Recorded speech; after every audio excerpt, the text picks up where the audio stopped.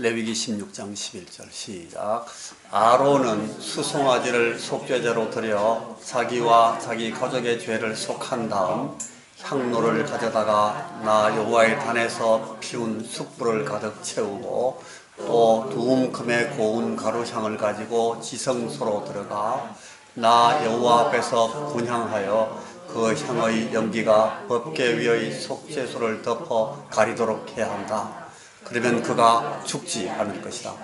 또 그는 수송아지 피를 조금 가져다가 손가락으로 찍어 속죄소 동편에 뿌린 다음 그 피를 속죄소 앞에 7번 뿌려야 한다.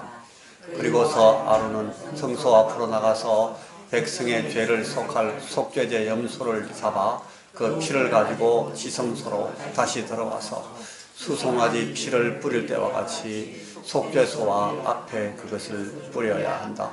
이런 방법으로 그는 이스라엘 백성의 부정과 죄로 더럽혀진 지성소를 정결하게 하고 또 그들의 부정으로 둘러싸인 야영지 가운데 있는 성막을 위해서 그렇게 해야 한다. 아론이 지성소에 들어가서 자기와 자기 가족과 이스라엘 백성을 위해 속죄제를 드리고 나올 때까지는 한 사람도 성막 안에 있어서는 안 된다. 아론은 지성소를 정결하게 한 다음에 번제단 앞으로 나와서 수송아지 피와 염소의 피를 가지고 단 4뿌리 불에 바르고 또 손가락으로 그 피를 찍어 단 위에 7번 뿌려서 이스라엘 백성의 죄와 부정으로 더럽혀진 그 단을 정결하게 하여 거룩하게 해야 한다. 20절 아론은 지성소와 성막 전체와 단을 정결하게 한 다음에 산 염소를 끌어다가 그 머리에 2손을 얹어 이스라엘 백성의 모든 죄를 고백하고 그 죄를 염소의 머리에 지운 다음 지정된 사람에게 맡겨 그 염소를 광야로 보내야 한다. 그 염소가 이스라엘 백성의 모든 죄를 지고 사람이 살지 않는 광야에 이르거든 그 염소를 놓아 주어라. 아까 그 19절은 18절하고 19절을 연결시켜서 같이 번역했기 때문에 그 절수가 없어져 버린 겁니다. 기도하겠습니다.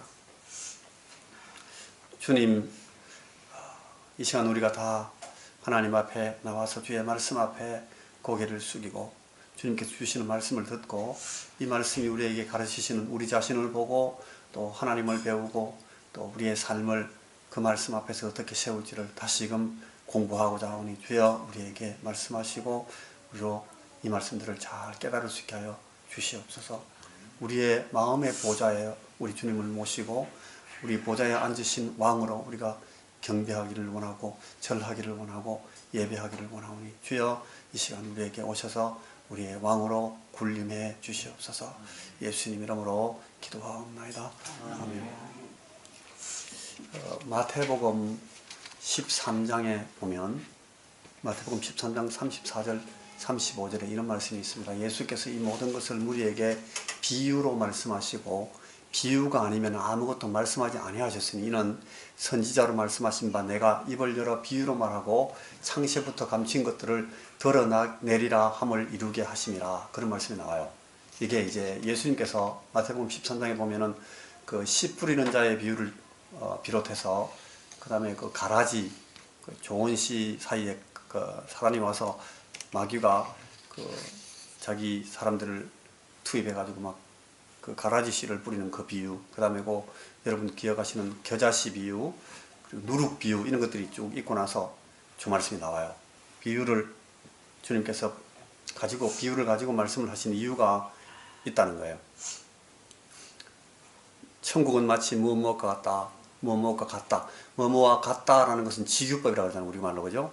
이 직유법적인 형식으로 하나님 나라를 설명하시기도 하고 그 다음에는 어떤 이야기를 은유적으로 하시면서 그게 들어보면 저게 천국을 의미하는 거구나 이렇게 이해할 수 있도록 그렇게 주님께서 비유를 가지고 말씀하시기도 하고 이렇게 쭉 모아놓은 뒤에 그 다음에 그 비유를 모은 13장 중간에 마태가 저자로서 주님께서 가르치신 그 내용에 대한 논평을 한 겁니다.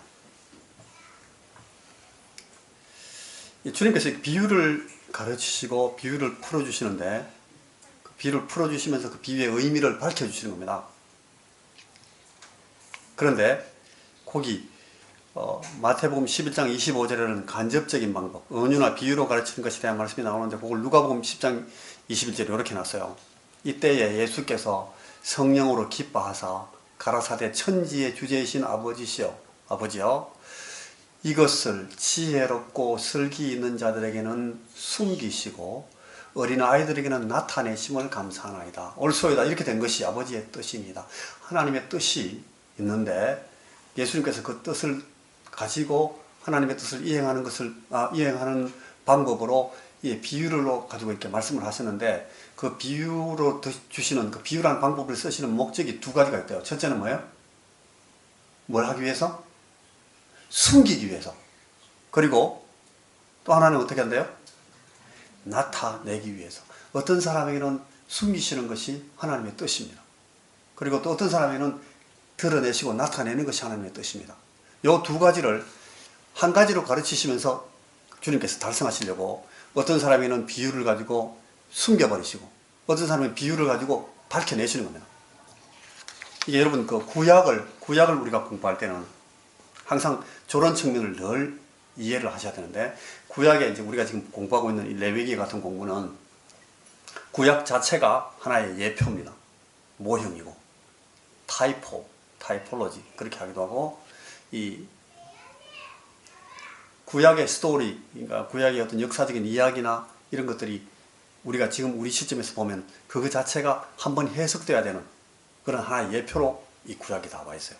그러니까 구약은 막바로 들어가면 잘 이해하기가 힘듭니다. 그래서 항상 신약을 통해서 우리가 구약으로 들어가는 겁니다. 구약을 가르칠 때 주님께서 이게 성경을 우리에게 주시면서 하시는 말씀이 선지자들의 글이라 그래요. 구약 성경을 기록한 사람들이 대부분 다 선지자들이기 때문에 이 선지자들의 글이고 이게 구약 종교. 그러니까 요새 말로 하면 유대 종교들의 경전입니다. 그죠? 주이시, 그 유대 종교들 섬기는 사람들의 그 경전이 구약으로 되어 있어요. 근데 우리 성경에도 그게 들어와 있는 거예요. 왜냐하면 우리는 그 구약의 그 하나님이 여전히 지금 우리에게 있는 그 하나님이시니까 그 하나님 되심 때문에 우리에게 그냥 같이 오는 겁니다. 구약이. 그런데 사도들의 글이라 그래요. 신약은. 사도들을 통해서 예수님께서 친히 양육하시고 가르치시고 깨닫게 하신 그 사도들, 이 사도들을 통해서 이제 다시 신약 성경을 기록하시고 이 신약의 포커스, 신약의 이 렌즈를 가지고 구약을 볼 수 있도록 그렇게 해놓으신 겁니다. 그러니까 신약을 먼저 배우고 신약 이제 우리 오늘 기도하실 때 복음이란 말을 쓰잖아요, 그죠? 이 복음을 가지고 구약을 봐야만 이 구약이 보이는 겁니다. 그렇지 않으면 유대교적인 눈으로 보게 됩니다, 구약을. 제가 드리는 말씀을 이해하실 수 있죠.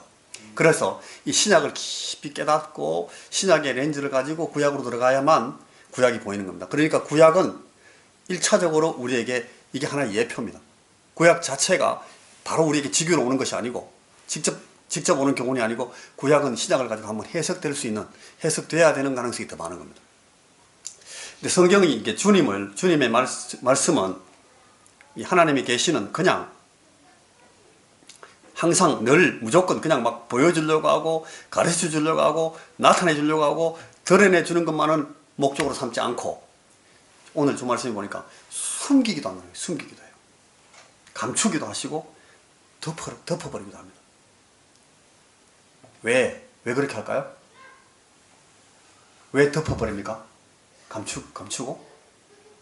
왜 그런가 하면 몰라야 되기 때문에요. 알면 안 되기 때문에. 깨달으면 안 되기 때문에. 도무지 보고도 알지 못하게 만드시려고 저렇게 덮어버리는 겁니다. 보는데 안 보여요. 그렇게 만드시는 겁니다, 하나님. 왜 그렇게 합니까? 하나님 왜 그러십니까? 왜 이렇게 가설궂게 하나님께서 그렇게 사람들한테 그냥 보여주시면 되지. 못 보는 사람들이 얼마나 억울합니까? 억울하다고 생각하는데 그게 안 그래요. 유감스럽게도 그게 정확한 말이 아닙니다. 하나님은 결코 하나님 자신을 억울한 사람이 되게 억울한 사람들을 만들고 이렇게 물고 들어가지 않아요. 하나님은 이 멸망하는 사람들 그리고 그 무지하고 깨닫지 못하고 감추어짐을 당하는 사람들은 도무지 변명할 수 없는 이유를 갖게 됩니다. 자기 스스로 이게 아주 안타깝고 무서운 얘기인데 하나님의 신실하심, 하나님의 공의로움을 아는 우리가 감히 제가 말씀드릴 수 있는 것은 많은 사람들은 핑계하지 못할 이유들을 스스로 다 만들어 갖고 있습니다. 로마서 1장 20절에 그런 말씀이 있어요. 하나님의 신실하심, 하나님의 공의로우심을 믿고 제가 드릴 수 있는 말씀은 저 앞에 망하는 데는 다 핑계하지 못하는 이유가 있다. 아이고, 그러면 제가 자주 받는 질문, 세종대왕은 어떻게 합니까? 이순신 장군도 그러면 지옥 가야 됩니까? 저는 그 확실한 디테일은 모릅니다. 실제로. 다만 제가 아는 것은 그겁니다. 만약 그분들이 멸망당할 분이시라면, 멸망당하게 되었다면 하나님은 이미 그분들을 망하는 데 내주시는 확실하고도 분명한 이유들을 갖고 계신 겁니다. 훈민정음을 창제한 걸 가지고 구원받을 수는 없습니다. 하나님, 이 백성들을 막 어여삐 여기시고 도무지 그 시대에는 그런 개념을 가질 수 없는 그런 인권이나 그런 민권이나 민본을 이 통치의 최고 가치로 여기셨다. 굉장히 위대한 왕이죠. 근데 그걸 가지고 구원받을 수는 없어요. 자기를 들여서 온 나라를 구하고 수백만 백성들의 생명을 공난에서 살아남게 했다. 나라를 구했죠. 근데 그걸 가지고는 자기 영혼 하나도 구할 수는 없습니다. 구원할 수는 없습니다. 이게 아주 확실한 겁니다. 그럼 이분들은 망했습니까? 저는 모릅니다. 근데 제가 가진 계시로서 어느 정도 추정은 할 수가 있습니다만 확고하게 말할 입장은 못 됩니다. 왜냐하면 그건 완전히 하나님께 속한 영역이니까. 예를 들면 제가 이런 얘기를 해드릴 수 있어요. 지난주에 어떤 분이 실과 큐티를 읽다가 안타깝고 아쉬운 마음으로 이런 취지의 피드백을 달아놨습니다. 아, 목사님, 성철 스님이 솔직하게 자기 인생을 돌아보고 정직하게 고백하면서 자기네에게는 구원의 길이 없음을 자복하고 자기도 일평생을 잘못 살았다고 후회하면서 토로했으니까 아마 지옥은 안 갔을 것 같습니다. 저한테 그렇게 써놨더라고요. 아마 긍휼에 풍성하신 하나님께서 그를 불쌍히 여기셔서 한번 그 뜨거운 아비지옥을 화끈하게 한번 쫙 투하하게 하신 뒤에 결국 천국으로 데려가지 않았을까요? 그래서 놨어요. 제가 그걸 답을 쓰려고 하니까 자기가 써놓고 나서도 이상한지 지우셨어요. 얼마나 안타까워 하시는지 그 마음이 충분히 이해가 됩니다. 들어보니까 제가 지난 시간에 쭉 했던 얘기를 들어보니까 성철 스님이 너무 불쌍하거든요. 인간적으로 너무 존경스럽고 또 그에게 매겨진 그 인생의 결과가 너무 아쉽고 불쌍하니까 그렇게 생고생을 하고 수행을 하고도 틀 것만큼 보람도 없이 그냥 결말이 어떻게 그래 될 수가 있느냐. 솔직히 그분한테 비하니까 우리는 너무 쉽고 너무 편하게 구원을 그저 주워 먹은 것 같은 그런 미안한 생각도 막 드는 겁니다. 그러니까 그렇게 쓴 거예요. 이해가 되죠. 공감도 됩니다. 그런데 이 성철 스님의 구원에 대한 여러분 그분의 이 의견에 대해서 여러분 어떻게 생각하십니까? 과연 하나님께서 그를 봐주셔가지고 지옥을 한 바퀴 화끈하게 뺑뺑이 돌리시고 그 다음에 천국으로 데려가겠습니까? 과연 그랬겠습니까? 저는 모릅니다. 그것은 오직 하나님의 권한에 속한 것입니다. 하나님이 판단하시고 하나님이 결정하십니다. 지금 하나님이 내리신 결정을 이 성철 본인은 알게 됐을 겁니다. 제가 확실히 아는 것은 딱 두 가지입니다. 하나는 이제 그 자신이나 우리들 어느 누구에게도 그 결정에 대해서 할 수 있는 것이 아무것도 없어졌다는 겁니다. 물 건너갔습니다. 상황 끝. 심지어 우리들은 그를 위해서 기도도 할 수 없습니다.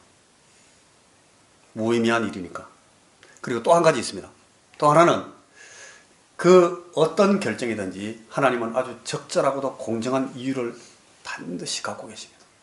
그래서 그 본인도 주변에 있는 우리들도 어떤 억울하다는 소리를 못할 그런 분명한 이유를 하나님 갖고 계십니다. 어쩌란 말입니까 그러면? 아쉽습니다만 이제 지금 더 이상 아무것도 할 수 있는 일이 없습니다. 어떻게 합니까? 제가 말씀하잖아요. 지금 할 수 있는 건 아무것도 없어요. 목사님 지금 협박하는 겁니까? 왜 제가 협박을 합니까? 여러분 같이 한번 읽어보십시오. 시작. 가라사대 내가 은혜 베풀 때 너를 듣고 구원의 날에 너를 도왔다 하셨으니 보라 지금은 은혜 받을 만한 때요 보라 지금은 구원의 날이로다. 어떤 사람에게는 감추시고 어떤 사람에게는 나타내십니다. 우리는 그래서 다만 감사합니다. 우리에게는 나타내고 계십니다. 말씀을 얼마든지 자유롭게 읽고 공부할 수 있게 기록된 계시 전부를 우리에게 우리 손에 주셨습니다. 모든 인류 역사 세대들 가운데 우리처럼 이렇게 성경 전체를 다 가진 사람들이 별로 얼마 안 됐습니다. 그런 특혜를 누린 사람들이 굉장히 적습니다. 놀라운 은혜를 우리가 입고 있는 겁니다. 게다가 오늘 우리 개인들은 저나 여러분 우리는 아주 충분한 너무너무 좋은 컨디션을 누리고 있습니다. 충분하고도 넘치는 교육을 받았고 건강해서 마음만 먹으면 얼마든지 주의 말씀 공부할 수 있습니다. 들을 수 있고 생각 나름으로 시간도 자료도 넘쳐납니다. 우선순위만 잘 조정하시고 하나님의 계시를 구할 열심만 있으면 됩니다. 성령께서 얼마든지 밝히 보여주신다고 약속하시고 오늘 우리 곁에서 그리고 우리 안에서 풀어주시고 보여주시고 드러내주시고 기도만 하면 그냥 푹 풀리면 그게 잘 안 와닿고 이해가 잘 안 될 때를 위해서 심지어는 이현택 목사까지도 여러분들한테 보내주셔서 동원하십니다. 여러분 이게 너무너무 고맙고 감사해야 됩니다. 이 찬스들이 아슬아슬하고 너무너무 소중하고 아깝게 여겨지는 것이 맞습니다. 그래야 뭔가를 더 건질 수가 있습니다. 오늘 이 말씀을 제가 이 비유 얘기, 주님의 비유로 가르친 것을 논평하는 마태 얘기로 시작하는 이 중요한 이유가 있는데 이 레위기 16장에서 보는 이 속죄일의 모형, 예표를 은유적으로 해석해서 신약의 계시를 통해서 이를 우리 인생의 우리 영적 인생의 삶에 적용한다는 점에 유의하면서 오늘 이 속죄일 절기를 제가 이제 마무리하려고 합니다. 속죄일이 여러분 대속죄일에 제사장들과 제사들 이 역할을 통해서 이 하나님께서 오늘 우리에게 보여주고 계시하시려는 그 의미가 세 가지로 정리가 됩니다.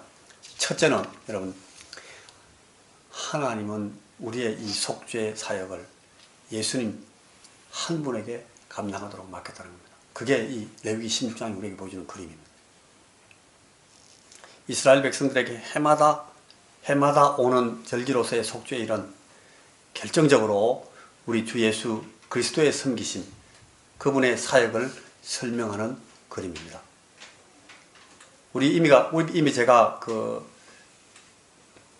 한 2주간 벌써 생각하면서 설명을 조금 해드렸는데 속죄일에 이루어지는 모든 일들을 딱 한 사람을 중심으로 진행합니다. 레위기 16장 2절 보시면 그 앞의 레위기 10장에서 성막 안에서 함부로 막 불경하게 지시받은 것과 다른 그런 그 불을 가지고 성막 안에서 실수를 해가지고요. 장성한 두 아들, 이 제사장이었던 두 아들을 잃어버린 이 아론의 두 아들이 죽었어요. 제사장 못해가지고. 그래서 이 아론에게, 대제사장인 이 아론에게 굉장히 조심하고 매우 조심스럽게 주어진 이 특별한 일들을 수행하도록 지시하고 아론에게 지명하는 것이 나옵니다. 이게 여러분 16장 17절까지 한번 읽어보시겠습니까? 시작. 그가 지성소에 속죄하러 들어가서 온 회중을 위하여 속죄하고 나오기까지는 아무도 그 회막 안에 있어서는 안 된다. 딱 한 사람이 들어가고 나서 아무도 들어가면 안 돼요. 대단히 조심스럽게 행할 일이다. 그런 의미를 강조하는 말씀이기도 하지만 1차적으로 저 말씀은 그 사람 혼자 아론 홀로 이 일을 감당해야 된다 하는 뜻이 아주 분명합니다. 우리 구원을 위해서 일하시는 분은 오직 예수님 그리스도, 우리 주님 한 분이시라는 사실을 밝혀주는 이 타이포로로지입니다. 타이포로로지. 그러니까 예표입니다. 저게. 대제사장이 에봇을 입지 않고 세마포로 만든 그 잠방이 노예 복장을 다 입고 이 일을 수행합니다. 하나님이신 이 예수님께서도 영광의 옷을 벗으시고 이 땅에 오셔서 종의 모양으로 나타나십니다. 저게 그 그림입니다. 반드시 그렇게 하셔야 되기 때문에 이분이 그렇게 하셨습니다. 그리고 죄의 종이 된 자들이 당하는 일을 종 같은 모양으로 담당하시고 감당하십니다. 대제사장들은 자신을 위해서 그리고 모든 제단과 성막을 위해서 또 온 이스라엘 백성들을 이 회중들을 위해서 제물을 가려서 준비하고 이 제물을 가지고 드려야 됐는데 예수님 그리스도 이분의 제사 이분의 대제사장직 수행에는 따로 제물이 없습니다. 거룩하고 흠이 없는 본인 자신이 바로 그 하나님의 어린 양이셨기 때문입니다. 이 동물 제사 그러니까 황소, 양, 염소 이런 동물들이 전날 그 대속죄일에 다 필요해서 제일 먼저 황소를 잡고 자기와 자기 가족과 이 제사장 그 제사직 그걸 위해서 먼저 정결케 하는 속죄제를 드리고 그 다음에 양, 염소, 순염소 2마리 나오고 나중에 번제로 드리는 양이 있고 그죠? 이 동물 제사가 이 진행이 됩니다만 그건 지난주에 우리가 봤던 것처럼 그냥 죄를 잠시 덮을 뿐입니다. 죄를 없이 하지 못합니다. 히브리서 10장 4절에 나오는 말씀입니다. 그것조차도 여러분 이 백성 한 사람 한 사람을 위해서 드려진 제사가 아니었기 때문에 단체 통과하는 겁니다. 단체. 대속죄일 그 욤키푸르가 단체로 드리는 제사이기 때문에 이 백성들 입장에서는 제가 생각하기에 늘 희미하고 좀 멀고 좀 불분명하고 좀 두렵기도 하고 이게 잘 되는 건가 찝찝하고 잘 와닿지 않고 뭐 이렇게 그림자가 쓱 지나가는 것 같은 그런 느낌 이런 걸로 드리는 아쉬운 제사였을 것 같아요. 항상 해마다 이게 사실은 구약 종교의 특징입니다. 유대교의 특징이에요.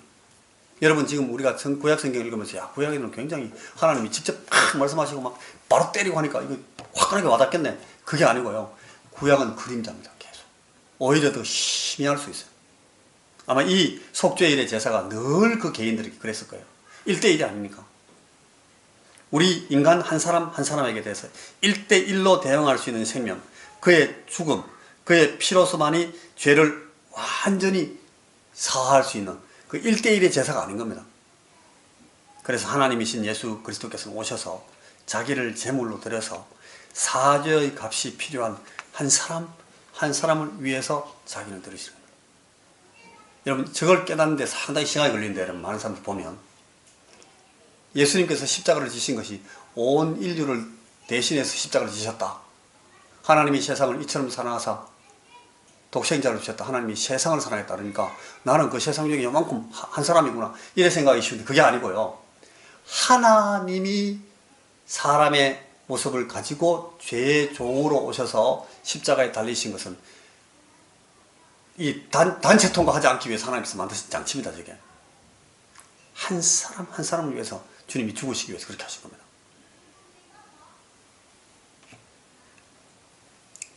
그 어떤 할매가 그랬다잖아요. 세례문답하러 와가지고 아이고 목사님 우리 며느라기가 자꾸 예수님이 지를 위해 죽었다 하는데 그게 맞는 얘기입니까?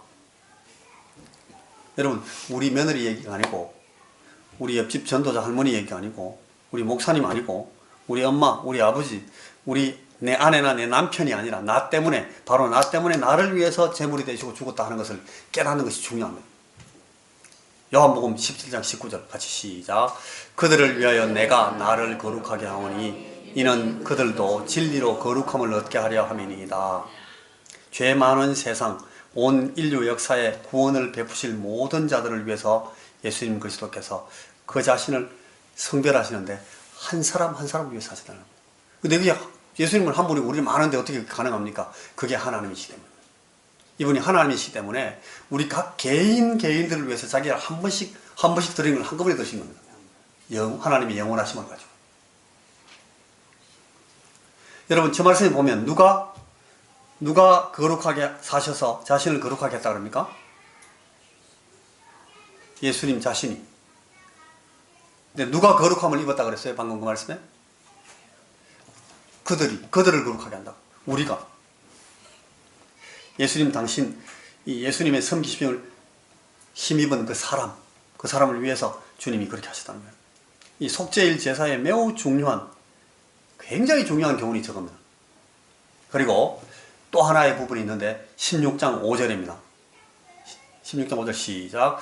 이스라엘 자손의 회중에게서 속죄 제물을 위하여 수염소 둘과 번제물을 위하여 수양 하나를 취할지니라.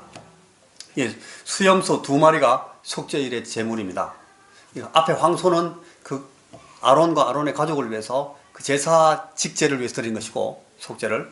그리고 번제물, 수양은 나중에 이 마무리 제사입니다. 제일 중요한 핵심 제사가 수염소 2마리에 집중하고 있어요. 근데 2마리 중에 1마리를 어떻게 합니까? 죽입니다. 죽임을 당하면 그 죽은 염소의 이 피가 중요하게 쓰입니다. 15절, 16절 시작. 또 백성을 위한 속죄제 염소를 잡아 그 피를 가지고 장 안에 들어가서 그 수송아지 피로 행함같이 그 피로 행하여 속죄소 위와 속죄소 앞에 뿌릴지니 곧 이스라엘 자손의 부정과 그 범한 모든 죄로 인하여 지성소를 위하여 속죄하고 또 그들의 부정한 중에 있는 회막을 위하여 그같이 할 것이요. 그러고서 아론은 성소 밖으로 나가서 백성의 죄를 속할 속죄제 염소를 잡아 그 피를 가지고 지성소로 다시 들어와서 수송아지 피를 뿌릴 때와 같이 속죄소 위와 앞에 그것을 뿌려야 된다. 이런 방법으로 그는 이스라엘 백성의 부정과 죄로 더럽혀진 지성소를 정결하게 하고 또 그들의 부정으로 둘러싸인 야영지 가운데 있는 성막을 위해서도 그렇게 한다. 예수님이 십자가에 돌아가셨을 때 그분은 이 죄인이 되시고 죄인 자격을 가지고 죄인 그대로 죄를 받으신 겁니다. 죄를 알지 못하시고 죄를 범하신 적이 없지만 그분은 속죄하는 제물이 되셨습니다. 그것이 십자가에서 이루어진 일입니다. 그래서 이제 첫째 염소같이 예수님이 죽는 겁니다. 그리고 두 번째 염소가 또 있어요. 두 번째 순염소가 또 있는데 같이 읽어봅니다. 시작. 아론은 지성소와 성막 전체와 단을 정결하게 한 다음에 산 염소를 끌어다가 그 머리에 2손을 얹어 이스라엘 백성의 모든 죄를 고백하고 그 죄를 염소의 머리에 지운 다음 지정된 사람에게 맡겨 그 염소를 광야로 보내야 된다. 그 염소가 이스라엘 백성의 모든 죄를 지고 사람이 살지 않는 광야에 이르거든 그 염소를 놓아 주어라. 그는 지성소와 회막과 제단을 정결하게 하는 예식을 다 마치고는 살려둔 그 순염소를 끌고 와야 한다. 아론은 그 살려둔 염소 머리 위에 손을 얹고 이스라엘 백성이 저지른 온갖 잘못과 일부러 거역한 온갖 죄악을 고백하고는 그 모든 죄를 그 염소 머리에 씌우고 대기하고 있던 사람을 시켜 그 염소를 빈들로 내보내야 한다. 그 염소는 그들의 죄를 모두 지고 광무지로 나간다. 첫 염소는 죽임을 당합니다. 그리고 두 번째 염소는 산채로 놓입니다. 이 그림의 영상이 신약에서 이렇게 스크린에 비치는데 신약 요한복음 1장 29절의 스크린에 그리고 시편 103편 12절의 스크린에 이렇게 비춰 있습니다. 시작. 보라 세상 죄를 지고 가는 하나님의 어린 양이로다. 동이 서에서 먼 것 같이 우리 죄를 우리에게서 멀리 옮기셨다.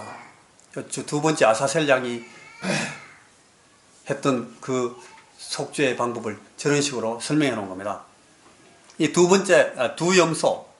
염소는 우리들에게 십자가 위에서 이루신 우리 주님 사에게 두 면모를 그려주고 있습니다.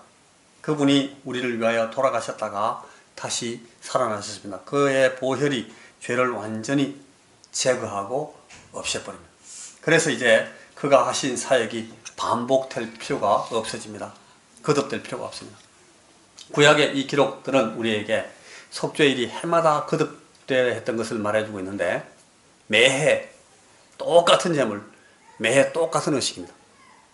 이 구약의 대제사장들은 그들 자신들이 불완전하고 일시적으로 섬기는 이 미완의 인간 사역자, 사람 사역자, 죄인 사역자들이었기 때문에 또 하고 계속 반복해야 되는 겁니다. 그러나 우리 예수님 그리스도께서는 완전한 제사, 완벽한 대제사장으로 서셔서 친히 그 완성된 제사를 드리셨습니다. 그리고 나서 영광의 옷을 입으시고 하나님 아버지 하나님 우편으로 들어가셨습니다. 하나님 자리로 이분이 다시 복귀하신 겁니다. 그래, 히브리서 10장 12절 말씀입니다. 시작. 그러나 그리스도께서는 당신 자신을 오직 한 번 희생제물로 바치심으로 죄를 없애주셨습니다. 이것은 영원한 효력을 나타내는 것입니다. 그리고 그리스도께서는 하나님의 오른편에 앉아 계십니다. 이게 이제 16장, 레위기 16장 속죄일 그 그림의 제일 중요한, 어떤 의미에서 이게 속죄일 그림의 이 전형입니다. 두 번째는, 여러분, 속죄일이 우리에게 보여주는 것이 두 번째, 세 번째는 뭔가 하면 미래 이스라엘을 속죄하실 사실을 이 속죄일이 보여줍니다. 세 번째는 보면 교회, 오늘 저나 여러분, 우리의 교회, 우리를 위해서 속죄하실 사실을 이 속죄일의 그림이 보여줍니다. 이 두 번째, 미래 이스라엘 속죄하신다는 말은, 여러분, 제가 옛날에 얼마 전에 한 두 달쯤 전에 그 나팔절 하면서 이미 한번 살짝 본 적이 있어요. 장래에 이스라엘이 이 하나님의 속죄의 은총을 입게 되고 죄의 씻음을 얻어서 회복되고 돌아온다는 그런 사실을 저 속죄일 그림이 계속 보여주는 약속이 됩니다. 여러분, 유대인들, 이스라엘 백성들이 하나님 앞에서 전혀 우리보다 더 나아야 될, 더 특별해야 될 어떤 조건을 가지고 있는 인간들이 아닙니다. 똑같은 인생들인데 하나님이 근데 자꾸 저 이스라엘을 특별하게 대접하십니다. 왜 그럽니까? 왜 그런가 하면 저분들이 하나님의 계시를 맡았던 사람들이에요. 그래서 한번 하나님께서 저들을 내 맏아들 백성이라고 불렀어요. 그래가지고 하나님이 그것 때문에 이 세상 끝까지, 이 역사의 끝까지 저들을 그런 면에서는 특별한 사람을 대접해 주십니다. 그 인간들이 몇 명 되지도 않아요, 그 이스라엘 유대인들이. 그런데 그 예수님도 그러시잖아요. 내가 유대인으로 왔다고. 구원이 유대인에서 나온다. 이제 그게 그 표현입니다. 정말 그들이 우리보다 더 거룩하고 더 특별하고 머리가 더 좋고 그런 건 아니고 한 번 맡았던 그 직책 때문에 그래요. 그런데 그들이 지금은 어두워지고 지금은 하나님에서 돌이켰습니다. 그런데 그들이 나팔 소리 날 때 그 나팔절 전에 돌아온다잖아요. 마태복음 24장 31절에 나팔이 울리고 하나님의 천사들이 이스라엘을 모으는 것을 우리가 말씀 같이 시작. 내가 그 큰 나팔 소리와 함께 천사들을 보낼 것이며 그들은 하늘 이 끝에서 저 끝까지 사방에서 선택된 사람들을 모을 것이다. 모을 때 저때 이스라엘이 모입니다. 이런 사실을 구약 이사야서 27장 12절에서 13절도 특별하게 말했어요. 다시 한번 시작.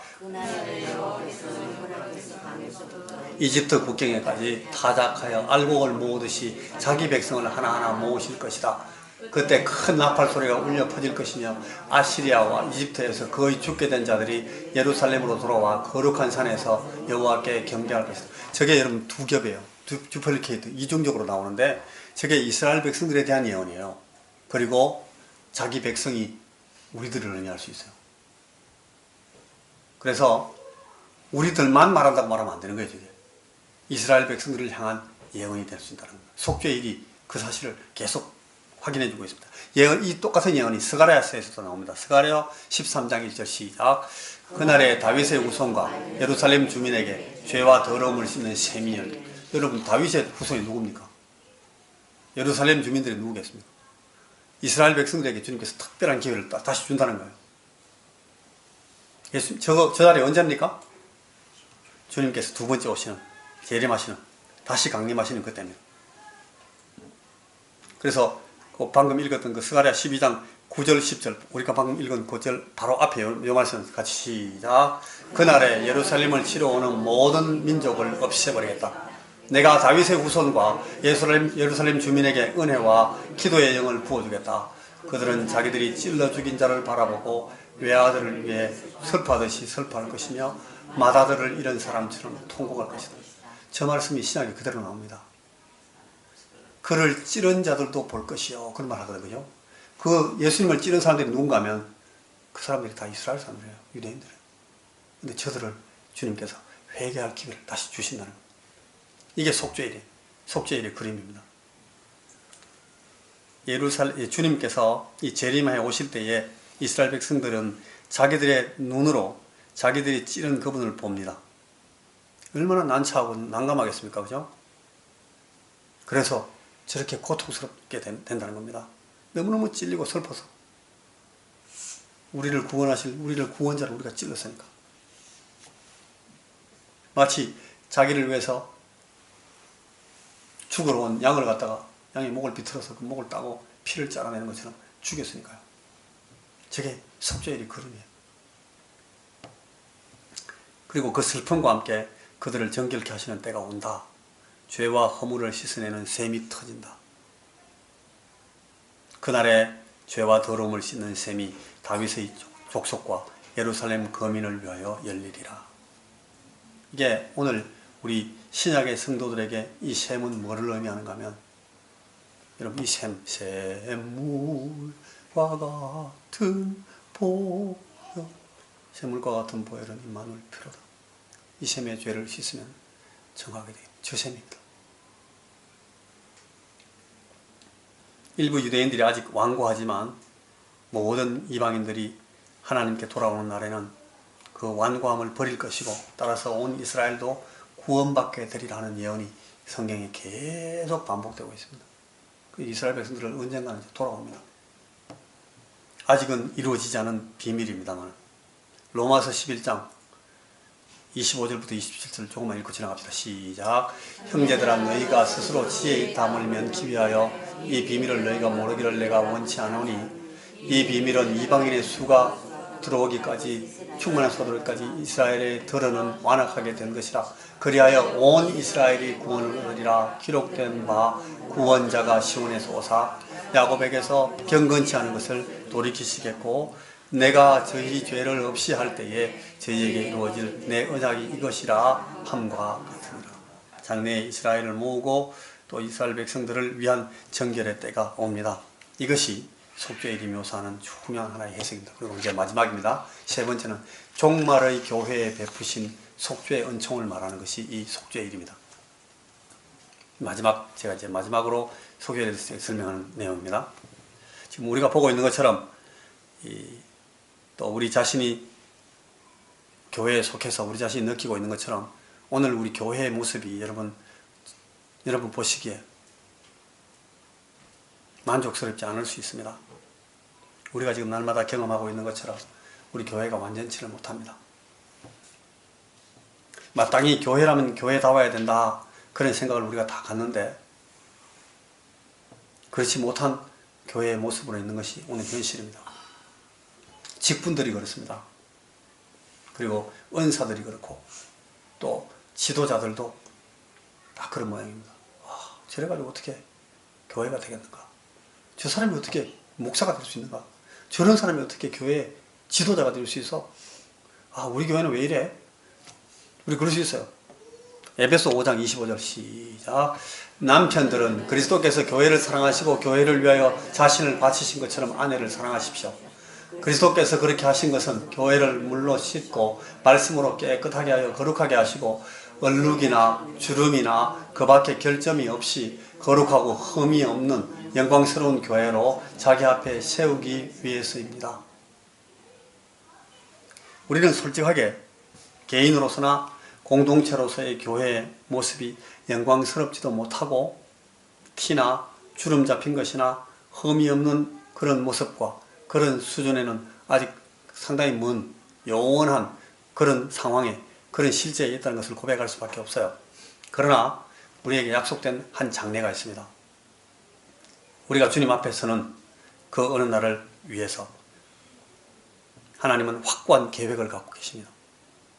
하나님은 저나 여러분, 우리가 아이고 나는 잘못 선택했다, 나는 아비지옥으로 간다, 누구처럼 이렇게 외마디를 지르면서 공포에 떠는 그런 죽음에 당면하도록 방관하시거나 방치하시지 않으실 분명한 준비를 하고 계시고, 그 실제를 지금 시행하고 계시고 그걸 집행하고 계신다 하는 것이 저 속죄일의 뜻입니다. 교회를 향한 속죄일의 그림의 의미입니다. 여러분, 이게 얼룩이나 주름이나 결점, 흠 이런 것들을 극복하고 영광스러운 교회가 될 것을 에베소 5장이 말씀을 하고 있는데, 여러분 그 세 가지 나오는 그 점이라는 것은요, 이 바깥에서 나와 있는 더러움을 말해요. 외부적인 이 오염, 이 추함을 말해요. 그리고 주름이라는 것은 내면에 기인하는 썩음을 말해요. 부패, 부식, 디케이. 그리고 흠이라는 말을 쓰는 이유는 저기 점, 주름, 흠이 열거되는 건 다 다른 의미이기 때문에 세 가지를 열거한 것인데, 흠은 질병을 말해요. 병들고 상해서 무너지는. 우리에게 있어서 오늘 우리를 무너지게 하고 우리를 더럽게 하고 썩어 문드러지게 하는 것들이 우리 곁에 있어요. 우리 안에 있어요. 우리가 그걸 보고 있습니다. 부인하지 못합니다. 그러나 이게 영원히 가지는 않습니다. 이게 속죄일이 우리에게 보여주는, 강조하고 있는 그림입니다. 하나님은 이런 우리를 위해서 속죄일을 준비하고 계시다는 겁니다. 이미 결정적인 확정을 이루셨고 개별적인 시행에 들어갔고, 우리 안에서도 이 실천 단계들이 착착착 진행되고 있습니다. 어느 날 우리 교회는 온전하게 되고 거룩하게 되고 영광스럽게 될 것입니다. 속죄일이 반드시 오고 우리 모두에게 속죄일의 은총이 입혀질 것입니다. 하늘의 속죄일이 열려옵니다. 저는 안 될 것 같아요. 제가 계속 보는데 저는 전혀 진행이 안 되고 있습니다. 발전하지 않고 있는데 안 될 것 같습니다. 그게 아니고, 이 속죄일을 주님께서 우리에게 주셔서, 하나님께서 우리에게 주셔서 설명하는 굉장히 중요한 약속이 그게 아니라는 겁니다. 우리는 주님 앞에 서서 오늘 우리의 삶과 우리의 섬김에 대해서 주님 앞에 가서 어카운팅, 계산을 해야 돼요. 칼큘레이션 해야 될 때가 와요. 그때에 여러분, 우리의 모든 마이너스 통장이 전부 다 플러스로 전환되는 기회를 만드십니다. 하나님은. 그분이 지불해 주시는 분이시기 때문에 우리의 속전을 내시고 지급하시고 지불해서 마이너스를 전부 다 플러스로 만들어가지고 고쳐주시면 그때가 반드시 옵니다. 그게 이 속죄일입니다. 주름은 펴질 것입니다. 점은 제거되어서 사라집니다. 모든 흠은 더 이상 어글리하게 우리를 망가뜨릴 힘을 갖지 못하게 됩니다. 찾아볼 수 없게 될 것이기 때문입니다. 하나님의 영광을 드러내는 영원한 교회의 모습을 갖게 될 것입니다. 많은 사람들이 그렇게 말합니다. 한번 죄 회개하고 한번 구원받으면 영원히 구원받는 겁니까? 아닌 것 같습니다. 많은 사람들이 그 사실에 대해서 계속 의심하고 불안해하고, 신학자들도 막 그걸 갖다가 논의하고 그래요. 현실을 보면 그래요. 그런데 이 속죄일과 같은 약속을 보면 하나님의 방법이 있는 겁니다. 저까지도 하나님이 온전케 하시고 내 속에 있는 점과 주름과 흠을 없애시고, 그래서 나를 마이너스에서 플러스로 만들어주실 그 카운팅을 하나님이 해내실 방법을 갖고 계시고, 그게 이 속죄일의 그림입니다. 그래서 오늘 우리가 할 일은 뭔가 하면 이걸 프랙티스 하는 겁니다. 프랙티스. 계속 연습하는 겁니다. 계속 실습해 보는 겁니다. 우리가 이 작업을 지금 하는 겁니다. 에베소 5장 25절 이하를 우리가 한번 같이 읽습니다. 아까 읽었던 그 말씀에 연결되는 시작. 남편들아, 아내 사랑하기를 그리스도께서 교회를 사랑하시고 자신을 위하여 자신을 주신 같이 하라. 이는 곧 물로 씻어 말씀으로 깨끗하게 하사 거룩하게 하시고 자기 앞에 영광스러운 교회로 세우사 티나 주름 잡힌 것이나 이런 것들이 없이 거룩하고 흠이 없게 하려 하심이니라. 이 비밀이 크도다. 내가 그리스도와 교회에 대하여 말하노라. 여러분, 저 말씀의 의미를 잘 보시면 하나님이 목적을 갖고 계시고 방향을 갖고 계시고 그걸 계속 추진하고 계신다는 거예요. 근데 그 대상이 누군가 하면 내가 그리스도와 교회에 대해서 말한다. 교회에 대해서 말하고 있어요. 그 교회 안에 저가 그리고 여러분들이 속해 있는 거예요. 오늘 지금 우리에게 요구되는 프랙티스는 어떤 것이냐? 이 물로 씻어 말씀으로 깨끗하게 하시는 주님의 일에 순종하고 협력하는 것입니다. 물로 씻습니다. 그리고 말씀으로 깨끗하게 하십니다. 우리가 저 경험을 계속 해나가는 겁니다. 여러분, 이게 주일 예배드리면서 저걸 해야 되고, 우리 목장에서 저걸 해야 됩니다. 그리고 목요일 날 우리가 기도에 모이면 계속 저걸 하는 겁니다. 물로 씻어 말씀으로 깨끗하게 하고 거룩해지는. 그래서 하나님 앞에 영광스러운 교회로 세우셔서 티도 없고 주름도 없고 여러분 흠이 없는 자로 서게 만들어주시는 그 비밀이잖아요. 저게. 이 비밀이 크다고요. 요한복음 15장 3절 같이 시작. 너희는 내가 너희에게 말한 그 말로 이미 깨끗하여졌으니. 우리를 보면 안 깨끗합니다. 안 깨끗한데요. 주님께서 하신 말씀은 그겁니다. 너희는 내가 너희에게 말한 그 말로 이미 깨끗해졌다. 주님의 말씀입니다. 이미 깨끗하게 하신 그 깨끗함을, 정결함을 살고 누리는 것이 원칙적으로 가능해졌다는 겁니다. 원칙적으로. 우리의 삶을 그렇게 보존하는 태도와 노력, 순종함이 필요하다고 주님께서 말씀하십니다. 우리 자신을 그렇게 지키고 우리의 교회를 깨끗이 보존하도록 주님 앞에서 힘써야 됩니다. 자꾸 내려다보고 아닌데요. 아닌 것 같은데요. 계속 그 말하고 있지 말고 이미 깨끗하게 하신 그 원칙적으로 가능하게 하신 그 사실을 믿고요. 그리고 우리의 삶을 그렇게 보존하는 태도와 노력, 순종함, 이걸 프랙티스하라는 겁니다. 역대하 20장 20절과 21절에 이런 말씀이 같이 있습니다. 같이 시작. 유다와 예루살렘 거민들아 내 말을 들을지어다. 너희는 너희 하나님 여호와를 신뢰하라. 그리하면 견고히 서리라. 그 선지자를 신뢰하라. 그리하면 형통하리라 하고 백성으로 더불어 의논하고 노래하는 자를 택하여 거룩한 예복을 입히고 군대 앞에서 행하며 여호와를 찬송하여 이르기를 여호와께 감사하세 그 자비하심이 영원하도다. 여러분 저렇게 찬송하고 나가서 무슨 일이 일어나는지 압니까? 저때 저게 이제 저 왕이 누군가 하면 여호사밧이에요. 이 여호사밧이 누구하고 연합군을 형성하는지 압니까? 누구? 아합입니다. 아합. 여러분 아합이 누군지 압니까? 성경에 나오는 모든 왕 중에 가장 김정은이하고 제일 닮은 놈, 김일성이하고 제일 닮은 놈. 그런 놈인데 그 사람하고 저 여호사밧이 연합제도를 만들었어요. 그리고 그 전쟁에서 하나님이 그 전에도 없고 그 후에도 다시 보지 못할 만큼 큰 승리를 주십니다. 저 사람들한테. 아주 완전 엉터리였어요. 사람들이 다. 여호사밧이 참 훌륭한 왕이다 이런 말 듣는 왕인데 아합하고 이렇게 하는 거 보면 그 사돈이에요. 사돈. 어떻게 그 제대로 된 왕이겠습니까? 문제가 많죠.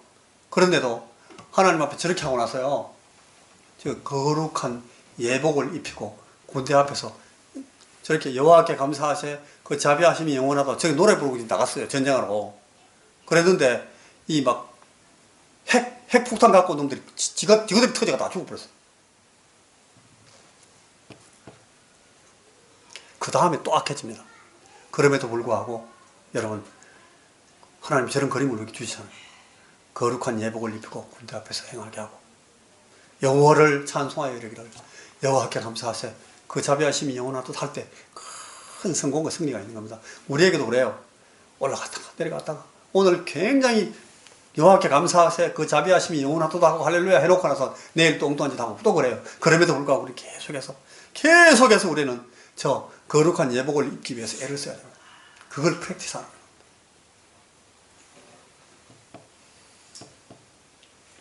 말씀을 믿음으로 깨끗함을 입고 말씀을 순종하여 삶으로 거룩함을 입는 겁니다. 우리 저 두 가지가 다 있어야 됩니다. 말씀을 듣고 받고 믿음으로 여러분 깨끗함을 입습니다. 주님께서 하신 말씀이 그 말씀입니다. 그리고 그 말씀을 순종하여 삽니다. 완벽하지 않습니다. 그러나 이걸 프랙티스하면서 점점 우리가 더 거룩함을 입어나가는 겁니다. 주님의 속죄를 입은 자들이 드릴 수 있는 거룩한 산 제사의 삶을 살아가게 된다는 겁니다. 안 되는데 그걸 하라고 했겠습니까? 주님이 우리가 하려고 마음먹으면 된다는 겁니다. 완성은 아닐지라도 계속해서 공사 중으로 간다는 겁니다. 점점 더 거룩해지고 그래서 나중에는 정말 하나님을 흠없고 점없이 서서 하나님을 주름 잡힌 것 없이 기쁘시게 할 수 있는 자로 하나님이 만들어내시는, 그걸 위해서 오늘 우리가 할 수 있는 일은 저 거룩한 산제사를 프랙티스 하는 겁니다. 여러분, 오늘 우리가 다 이 하나님의 손님이 돼서 이 속죄일 제사의 잔치에 기쁨으로 나아가야 되겠습니다. 기도하십시다. 하나님, 우리에게 이 속죄일 그림을 주셔서 우리가 장차 어떤 모습으로 하나님 앞에 설 자인지를 다시금 가르쳐 주시고, 오늘 우리가 할 일이 무엇인지를 새롭게 리마인드 해주시고 다시 명심하게 해주실 것을 감사합니다. 주의 성령님을 우리가 의지합니다.